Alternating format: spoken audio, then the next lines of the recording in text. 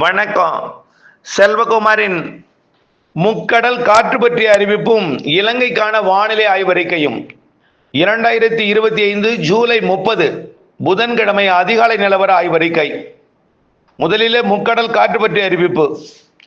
வட இந்திய நிலப்பகுதியில் நீடித்துக் கொண்டிருக்கூடிய காற்றழுத்த தாழ்வு நிலை தொடர்ந்து தென்மேற்கு பருவ காற்றை ஈர்த்து கொண்டிருக்கு. ஆனால் அது வட இந்திய நிலப்பகுதியை நோக்கி மகாராஷ்டிரா மற்றும் கோவா, வடக்கு கர்நாடகா வழியாக ஈர்ப்பது கொஞ்சம் கூடுதலா இருக்கு. அதனால அங்க கடலோர பகுதிகளில் மழைப்பொழிவும் இருக்கு. வடக்கு கர்நாடகா முதல் குஜராத் வரைக்கும் கடுங்காற்று இருக்கு. தமிழ்நாடு வழியாக பயணிக்கும் காற்று உயரழுத்த காற்று, அதாவது காற்றோட திசை மாறும் இடத்துல மேலெடுந்து நீராவி இல்லாத காற்றாக நுழையுது. இது குமரிக்கடல் வழியாக வலுவாகவும் பயணிக்குது. குமரிக்கடல் மற்றும் மன்னார் வளைகுடா வழியாக இது வரக்கூடிய 2 நாள்ல முற்றிலுமா நின்றுடும். 30, 31ஆம் தேதி இந்த குமரிக்கடல் காற்று நின்றுடும். ஆகவே 31ஆம் தேதி வரைக்கும் இந்த காற்றோட அச்சுறுத்தல் இருக்கும். 1ஆம் தேதியிலிருந்து இந்த காற்று என்பது தீவிரம் குறைந்துடும். 2ஆம் தேதி கண்டிப்பா இருக்காது. 2ஆம் தேதியிலிருந்து மேலடுக்கு சுழற்சி தான் உருவாக போகுது. கீழடுக்கில் நீராவியை சுமந்து வரக்கூடிய காற்று பெரிதா இருக்காது. ஆனா காற்று இருக்கும், அச்சுறுத்தல் இருக்காது. 27 கிலோமீட்டருக்கு மேலே இருந்தால் தான் எடை குறைந்த படகுக்கு அச்சுறுத்தல். ஆனால் வரக்கூடிய 2 நாள்ல இந்த 27 கிலோமீட்டருக்கு மேலே இருக்கக்கூடிய காற்று நின்றுடும். 25 கிலோமீட்டருக்கு கீழே தான் காற்று இருக்கும். அந்த காற்று வெப்பச்சலன மழைக்கு சாதகம் இருக்கும், இடிமின்னல் மழைக்கு சாதகம் இருக்கும், கடல்லையும் சரி நிலப்பகுதியிலையும் சரி. ஆனால் காற்று அச்சுறுத்தல் என்பது 1ஆம் தேதிக்கு பிறகு பெரிதாக இருக்காது. ஆனால் வளிமண்டல சுழற்சி, காற்று சுழற்சி, வளிமண்டல சுழற்சி என்று சொல்லிக் கொண்டிருப்பது உங்களுக்கு அச்சுறுத்தலை ஏற்படுத்தலாம். அது வளிமண்டலத்தில் கடலுக்கு மேலே சுமார் 3000 மீட்டர், 2500 மீட்டருக்கு மேலே இருக்கும் என்பதனால நீங்கள் அச்சப்பட தேவையில்லை. வரக்கூடிய 2ஆம் தேதியிலிருந்து இந்த காற்றோட வேகம் மிகவும் குறைந்துவிடும். ஆகவே 1ஆம் தேதிக்கு பிறகு எடை குறைந்த படகும் மீன்பிடிக்கலாம், தொடர்ந்து அதாவது விசைப்படகும் மீன்பிடிக்கலாம். ஆனால் ஒரு முன்னெச்சரிக்கை வேண்டும்.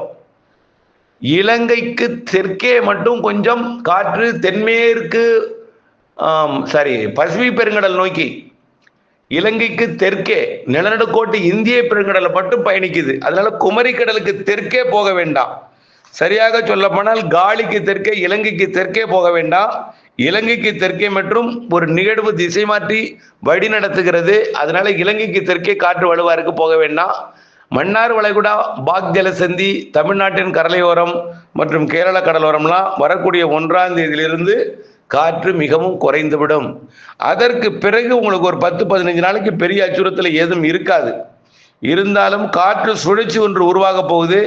அது படிப்படியா ஒரு 15ஆம் தேதிக்கு மேல கொஞ்சம் தீவிரமடைந்து தென்மேற்கு பருவமழையை தொடக்கலாம், அதாவது தென்மேற்கு பருவ காற்றை ஈர்க்கலாம். அதனால அது வரைக்கும் பெரிய அச்சுறுத்தல் இல்லை. நீங்க 2ஆம் தேதியிலிருந்து 15ஆம் தேதி வரைக்கும் அச்சமின்றி மீன்பிடிக்கலாம். கொஞ்சம் காற்று இருக்கும், அது காற்றோட வேகம் 20-25க்குள்ள தான் இருக்கும். 27 கிலோமீட்டருக்கு மேலே இருந்தால் தான் மீனவர்களுக்கு மீன்பிடித்தல் சவால். எடை குறைந்த படகுக்கு, விசைப்படகுக்கு எந்தவித சவாலும் இல்லை. விசைப்படகு நாளையிலிருந்து போங்க. இன்னைக்கு 30, 31 வேண்டாம். 1ஆம் தேதியிலிருந்து போங்க. எடை குறைந்த படகு 2ஆம் தேதியிலிருந்து போங்க. ஆனால் 2ஆம் தேதி ஒரு இது கடலிலும் இலங்கையிலும் தமிழ்நாட்டிலும் இடிமின்னல் இருக்கும், இடிமின்னல் மழை இருக்கும்.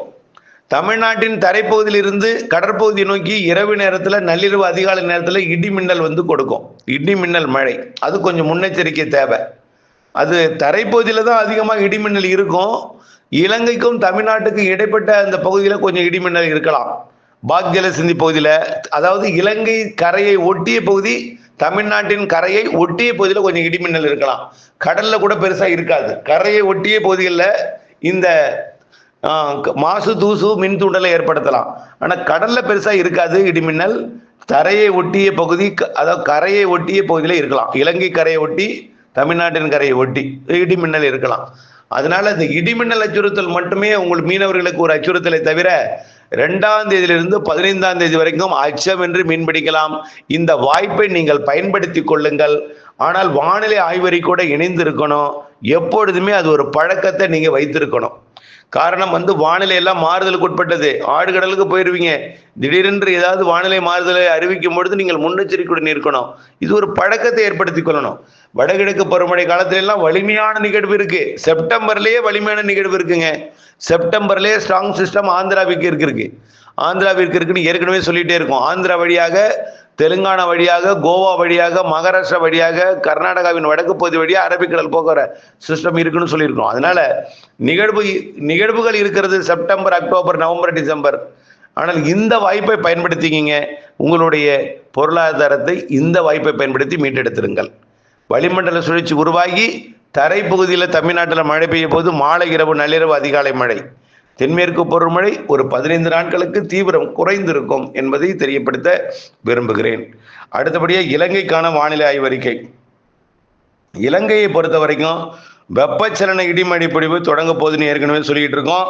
காற்று சுழற்சி இலங்கையை ஒட்டித்தான் உருவாக போகுது. இதன் காரணமா மாலை, இரவு இடிமழை பொழிவு இன்றே இருக்கும். இலங்கையில ஓரிரு இடங்கள்ல, பெரும்பாலும் இலங்கையில ஓரிரு இடங்கள் தான். நாளை 31ஆம் தேதியும் அடுத்த நாள் 1ஆம் தேதியும் இலங்கையோட கிழக்கு மாகாணங்களுக்கு, தென்கிழக்கு மாகாணங்களுக்கு மழைப்பொழிவை கொடுக்கும். முதல்ல அதாவது அம்பாறை மற்றும் ஹம்மந்தோட்டா இந்த பகுதி இலங்கையில ஒரு 1ஆம் தேதியா மழைப்பொழிவு தொடங்குவதற்கு சாதகம் இருக்கு. பெரும்பாலான இடங்கள்ல இருக்கு. ஆனா மாவட்டத்துல ஒரு சில இடங்கள்ல தான் இருக்கும். புரியுதுங்களா? மாகாணத்துல ஒரு சில இடங்கள்ல இருக்கும். அடுத்தபடியா 1ஆம் தேதியே வடக்கு கிழக்கு மாகாணங்களுக்கு நெருக்கமா மழை வந்துடும். 2ஆம் தேதி கனமழை இருக்குங்க. இடி மின்னலுடன் கூடிய கனமழை. 2ஆம் தேதியிலிருந்து உங்களுக்கு மழை தான். 2ஆம் தேதி பரவலான மழை, 3ஆம் தேதி இன்னும் பரவலான மழை. தமிழ்நாடு இலங்கை இடைப்பட்ட பாக்ஜல சிந்திக்கும் பெய்யும் என்பதனால யாழ்ப்பாணம், காங்கேசன் துறைக்கெல்லாம் 2ஆம் தேதிக்கு மேல 3, 4, 5 எல்லாம் கனமழை இருக்கு. கோடியக்கரை முனை வரக்கூடிய மழை யாழ்ப்பாணம், காங்கேசன் துறை, தலைமன்னார், தனுஷ்கோடி வரக்கூடிய மழை தலைமன்னாருக்கு வரும். ஆகவே மழை பொழிவு இலங்கையின் ஒட்டுமொத்த பகுதிக்கும் 2ஆம் தேதியிலிருந்து கொடுக்க போகிறது. தினசரி மழை தான்.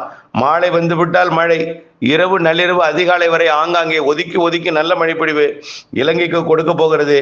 இது தொடர்ந்து இலங்கைக்கு இருந்து கொண்டே இருக்கும். மாலை வந்து விட்டால் மழை வந்துவிடும் என்ற பேசுபொருள் அளவிற்கு இடி மின்னல் அதிகமா இருக்குங்க. இடி மின்னல் அதிகமா இருக்கும். இடி மின்னல் முன்னெச்சரிக்கை தொடர்பாக தனியாக ஒரு அறிக்கை சமர்ப்பித்திருக்கிறேன். அதுல எப்படி முன்னெச்சரிக்கை எடுத்துக்கொள்ள வேண்டும் என்று பார்த்து கொள்ளுங்கள். இடி மின்னல் அதிகமாக இருக்கும், கருமேகம் அதிகமாக இருக்கும். மழையை விட மேகமும் இடிமின்னலும் அதிகமாக இருக்கும். மழையும் இருக்கும். பெய்யும் இடத்தில் பலத்த மழை இருக்கும். அருகில் குறைவாக இருந்தாலும் அடுத்தடுத்த நாட்களிலே அந்த குறைவான பெய்த இடத்துல மழை பொழிவு பெய்துவிடும் என்பதையும் தெரிந்து கொள்ள வேண்டும், புரிந்திருக்கணும். வானிலை ஆய்வருக்கும் இணைந்திருங்கள்.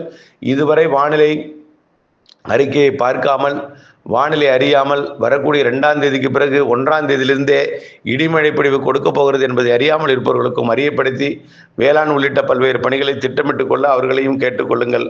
இதை அனைவருக்கும் ஃபார்வர்ட் செய்யுங்கள். இணைந்திருங்கள். அப்டேட்ஸுடன். நன்றி.